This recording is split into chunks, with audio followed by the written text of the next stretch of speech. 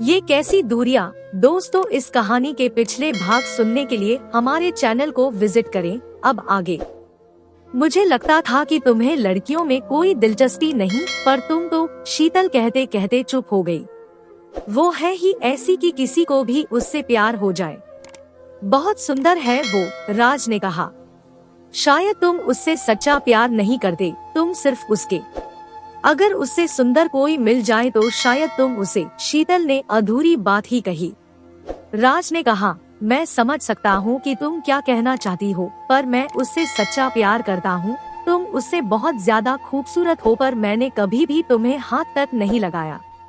शीतल की नजरें झुक गई। उसके पास कोई भी जवाब नहीं रह गया था, पर उसे अच्छा भी लग रहा था कि राज ने उसे सुंदर कहा और वो वैशाली से सुंदर है। राज ने फिर कहा, तुम वैशाली से ज्यादा अच्छी हो। शीतल हल्का सा मुस्कुरा दी और अपने बालों को ऊपर करने लगी। राज ने कहा, तुम अपनी जॉब छोड़ दो। शीतल राज को ऐसे देखने लगी जैसे राज ने उससे ऐसा कुछ कह दिया हो जो वो कभी नहीं कर सकती थी। क्यों? राज ने कहा, अब मैं बहुत कमा लेता हूँ। मैं जहाँ काम करता हूँ वहाँ पर 40% की मेरी हिस्सेदारी है। शीतल ने बड़े उदास मन से जोर देते हुए कहा, पर मैं जॉब करना चाहती हूँ। राज ने कहा, तुम पहले अपनी पढ़ाई पूरी करो और साथ ही IAS की तैयारी करो। शीतल का चेहरा कमल सा खिल गया। अपने जिस सपने को वो भूल चुकी थी, उस सपने की याद उसे राज ने दिला दी थी। उसके दिल की हर बात को राज बिना कहे ही समझ जाता था। शीतल ने कहा, ठीक है। उन दोनों को बात करते करते सुबह के 4 बज गए।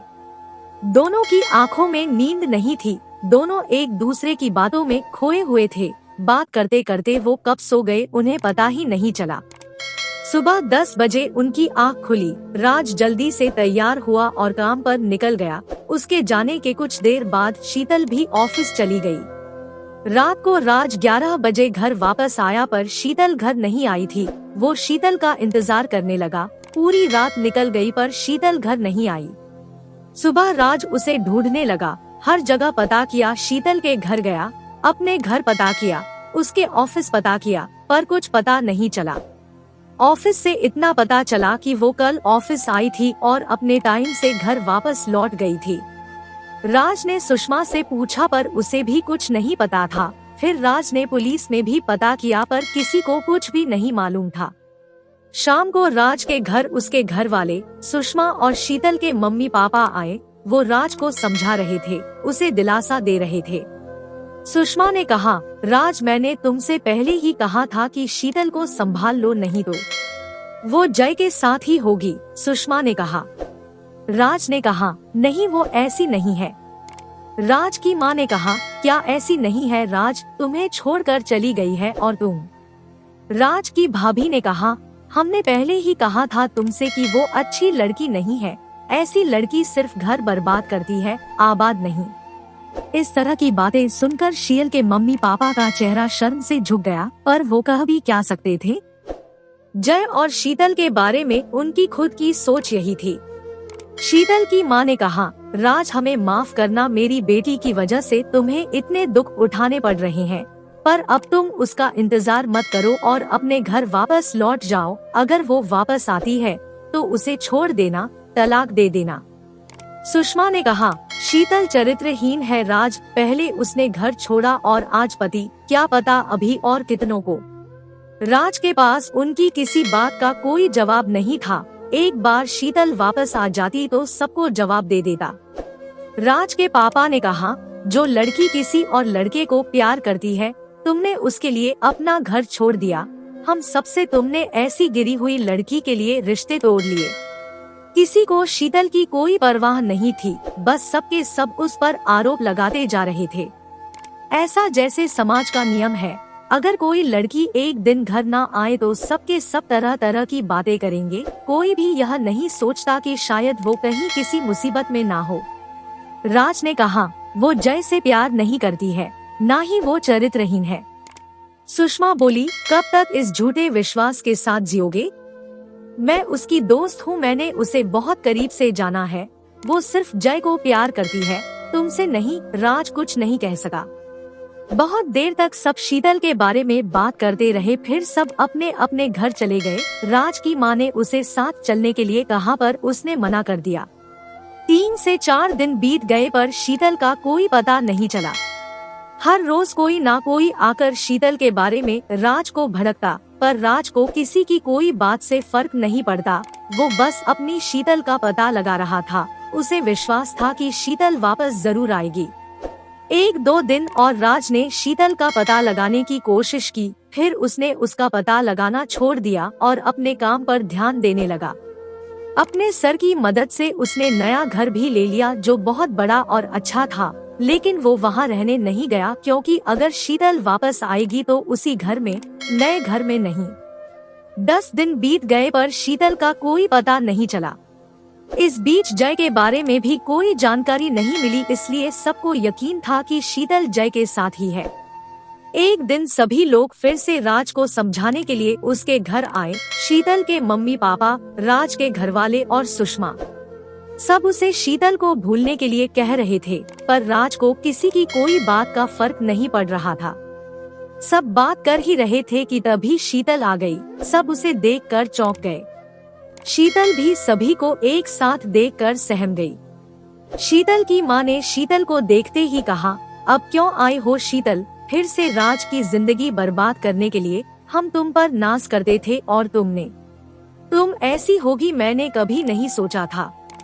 अगर तुम्हें राज के साथ ऐसा ही करना था तो जब हम कहते थे तब तुमने क्यों नहीं उसे छोड़ दिया? कम से कम राज की जिंदगी तो ना खराब करती। शीतल के कदम थम से गए। वो एक जगह खड़ी की खड़ी रह गई। उसकी मम्मी उसे ऐसा कुछ कहेंगी वो कभी नहीं सोच सकती थी। कोई दूसरा कहता तो शायद वो जवाब देने की हिम्मत भी करती, पर उसकी अपनी माँ ही उसके चरित्र पर उंगली उठा रही थी। ऐसे में वो क्या कहती? उसकी आंखों से आंसू की एक बूंद ना गिरी पर उसका दिल रोने लगा था। उसे कोई सहारा देने वाला भी नहीं था। सुषमा ने शीतल से कहा, शीतल मैंने तुम्हारी इतनी मदद की। मैं सोचती थी कि घर छोड़ना तुम्हारी मजबूरी थी, पर नहीं, ये तो तुम्हारी आदत है। तुम किसी की नहीं हो सकती, ना तो अपने घर वालों की हुई, ना ही अपने पति की, और ना ही तुम जय की होगी। शीतल एक जगह खड़ी मूर्ति बनी हुई थी। कौन क्या और क्यों कह रहा था उसे कुछ भी नहीं समझ आ रहा था। उसकी नजरें झुकी हुई थी। उसने सिर्फ एक बार नजर उठाकर राज की ओर उम्मीद के साथ देखा कि राज उसके पक्ष में कुछ तो कहे, पर राज ने कुछ नहीं कहा। राज की माँ ने कहा, राज को तलाक दे दो, अब उसकी जिंदगी और ना खराब करो। शीतल के पापा ने कहा, हाँ शीतल, तुम्हें राज को तलाक दे देना चाहिए, कम से कम वो तो अपनी जिंदगी सुकून से जी सके। राज के पापा ने कहा, राज शीतल को तलाक दे दो, इस लड़की को किसी की परवाह नहीं है, इसकी वजह से अपनी जिंदगी बर्बाद मत करो। हम सही कह रहे हैं या गलत ये तुम खुद देख सकते हो। वैसे भी तुम दोनों एक दूसरे से प्यार नहीं करते हो तो क्यों इस रिश्ते में बंधे हो? आजाद कर दो एक दूसरे को। हर कोई शीतल को कुछ ना कुछ कहे जा रहा था, पर ना तो शीतल ने कुछ कहा और ना ही राज ने। राज किससे क्या कहता? शीतल के अपने ही तो उसे बुरा कह रहे थे। कुछ देर बाद हर कोई चला गया, रह गए तो शीतल और राज। किसी ने एक बार भी ये नहीं पूछा कि वो कहाँ गई थी, कहीं किसी मुसीबत में तो नहीं थी। बस सब ने अपना गुस्सा उस पर निकल दिया। राज उसके करीब आया, उसने उसे अपने सीने से लगा लिया जैसे कोई किसी को दिलासा देने के लिए करता है। शीतल अपने आंसू को नहीं रोक पाई, सबके जाते ही वो रोने लगी। राज ने कहा, चुप हो जाओ शीतल, किसी की बात का बुरा मत मानो। शीतल तो जैसे कहीं खो सी गई थी, उसे होश ही नहीं था। राज उसे अपने सहारे बेड के पास ले गया और उसे बेड पर बिठाते हुए कहा, शांत हो जाओ, लोग तो कहते ही रहते हैं, इसका मतलब ये नहीं कि तुम गलत हो। तुम्हें मुझ पर विश्वास नहीं रहा, शीतल ने खुद को संभालते हुए कहा और राज से दूर हट गई। राज बोला, मैंने कुछ कहा? इसी का तो अफसोस है कि तुमने किसी से कुछ नहीं कहा, शीतल ने कहा और अपना मुंह तकिए से छुपाकर लेट गई। राज ने कहा, कुछ खा लो, तुम्हें भूख लगी होगी। नहीं लगी है, कुछ तो खा लो। शीतल ने कोई जवाब नहीं दिया। राज ने फिर कहा, खा लो। ठीक उसी तरह से जैसे शीतल राज से कहती थी, पर शीतल जिद्दी थी, वो मानने वालों में नहीं थी। शीतल ने कहा, मैं तुम्हें तलाक देने को तैयार हूँ। राज ने कहा, ठीक है दे देना, पर अभी खाना खा लो। शीतल ने कुछ नहीं कहा और थोड़ी देर में सो गई। उस समय शाम के 4 बज रहे थे। जब वो सोकर उठी तो 7 बज रहे थे। राज लैपटॉप चला रहा था। वो बिस्तर से उठी और राज के पास जाकर बैठ गई। शीतल ने राज से कहा, अब तुम मुझे छोड़ दोगे? नहीं, तलाक के बाद भी नहीं। राज कुछ नहीं बोला। शीतल ने कहा, वैशाली से शादी कर लेना। राज ने कहा, पहले तलाक तो होने दो, फिर दूसरी शादी के बारे में सोचेंगे। शीतल चुप हो गई। राज ने पूछा, क्या हुआ? शीतल ने कहा, कुछ नहीं। राज कुछ नहीं बोला और लैपटॉप में फिर से काम करने लगा। शीतल ने कहा, मैं इतने दिन जय के साथ नहीं थी।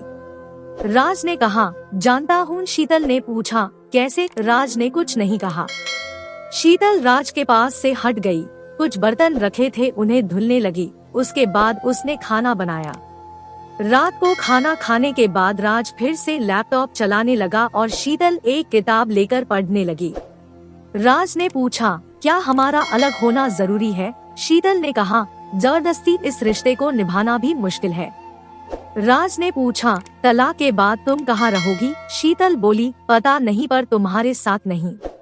राज ने कहा, जय से शादी कर लेना, वो तुम्हें प्यार करता है। शीतल ने कहा, मैं नहीं करती।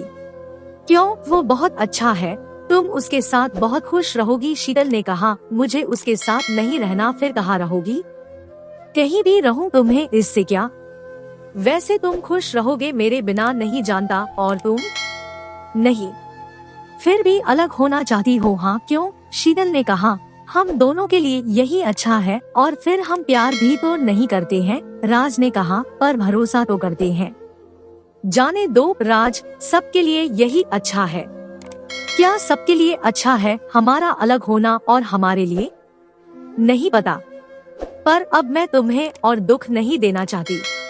राज ने कहा, तुम मेरी पत्नी हो, और फिर थोड़े दुख तो सबको उठाने ही पड़ते हैं। शीतल बोली, जो भी हो, मैं तुम्हारे साथ नहीं रह सकती। राज शांत हो गया। शीतल के पास उसकी हर बात का जवाब था। उससे बात करने से कोई फायदा नहीं था। वैसे भी वो जिद्दी थी, किसी की कहाँ सुनती थी। राज ने कहा, कल से हम दूसरे घर में रहेंगे। शीतल ने कहा, ठीक है। शीतल आंखें बंद करके लेट गई। राज ने भी लैपटॉप बंद कर दिया। शीतल के बर्ताव में रूखापन था। वो राज पर गुस्सा नहीं कर रही थी, लेकिन उसकी बातों में अपनापन भी नहीं था। अगले दिन से दोनों नए घर में रहने लगे। वो घर बहुत बड़ा और बहुत सुंदर था, किसी बंगले से कम नहीं था। 2 दिन बीत गए। इस बीच दोनों ने एक दूसरे से कोई बात नहीं की। राज ने कई बार कोशिश की, पर शीतल कोई बात नहीं करती थी। शीतल और राज के तलाक के बारे में जय को पता चल गया था। उसने तलाक के कागज तैयार करा लिए। जय ने शीतल के मम्मी पापा से अपनी और शीतल की शादी की बात कर ली थी।